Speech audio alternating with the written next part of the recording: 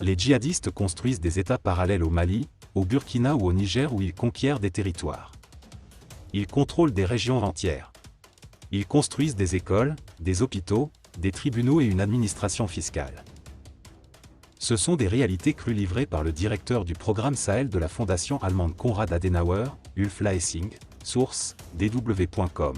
Au-delà des actes de violence perpétrés çà et là, les djihadistes poussent le bouchon jusqu'à de telles organisations administratives à l'intérieur des États. N'est-ce pas une balkanisation de ces États par les groupes djihadistes? À quoi finalement ont servi, durant toutes ces années, la présence des forces militaires françaises de l'opération Barkhane et celle de l'opération Takuba? Le chef du gouvernement malien, le Dr Choguel Kokala Maïga pourrait ne pas avoir tort d'accuser la France d'avoir œuvré à la partition de son pays par son engagement militaire.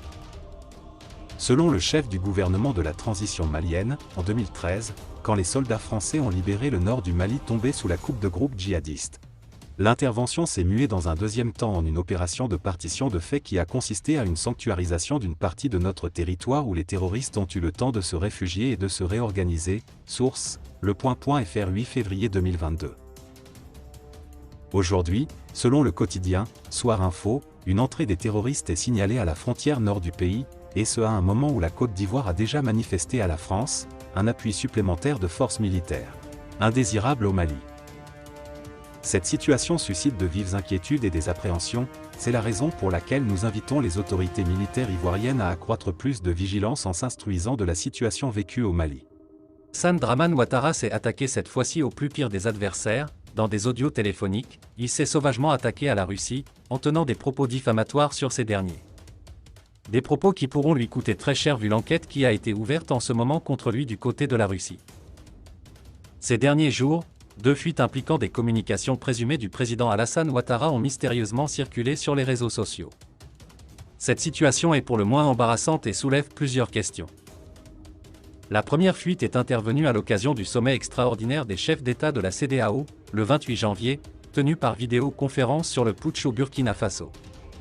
Cette réunion censée être à huis clos a toutefois enregistré des fuites. En effet, un audio présumé du président Ouattara relatant au chef d'État ouest-africain sa dernière conversation avec le président Roch-Marc Christian Kaboré, juste avant la chute de ce dernier a été publié sur les réseaux sociaux. Dans l'audio, le président Ouattara dit qu'il a recommandé à l'ex-président Kaboré de jouer avec le temps en attendant qu'il mobilise les chefs d'État. En réponse, l'ex-président Kaboré a fait savoir au président Ouattara qu'il démissionnerait et qu'il n'était pas venu en politique pour faire verser le sang de ses concitoyens. Plusieurs jours après ces fuites embarrassantes, un nouvel audio attribué au président Ouattara a fait surface sur les réseaux sociaux.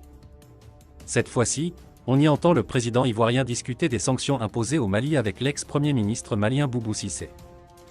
Les deux hommes parlent de façon moins flatteuse de la résilience de la junte malienne vis-à-vis des sanctions. Ils parlent également de l'attente par la junte d'une aide russe qu'ils jugent naïve. Si la justice malienne a ouvert vendredi 11 février une enquête sur l'authenticité de l'enregistrement, nombreux sont ceux qui y voient à travers cet échange un complot contre le Mali. Au-delà des spéculations, il est important de s'interroger sur les questions suivantes. Quelles sont les personnes qui se cachent derrière ces fuites? Quelles sont leurs intentions? Comment ces échanges censés être confidentiels ont fuité? Ce n'est pas la première fois que des fuites téléphoniques impliquent de hauts responsables ivoiriens. Après le coup d'État raté de 2015 au Burkina Faso, une écoute téléphonique entre deux voix attribuée à Guillaume Soro, ex-président de l'Assemblée nationale ivoirienne, et Djibril Bassolé, ancien ministre des Affaires étrangères burkinabé, sont diffusées sur les réseaux sociaux. Suite à cette affaire, la justice burkinabé avait lancé un mandat d'arrêt international contre Soro, l'accusant d'avoir soutenu le coup d'État manqué du général Diendéré. Finalement, la justice burkinabé a renoncé le 6 juin 2016 au mandat d'arrêt. L'affaire avait été réglée diplomatiquement.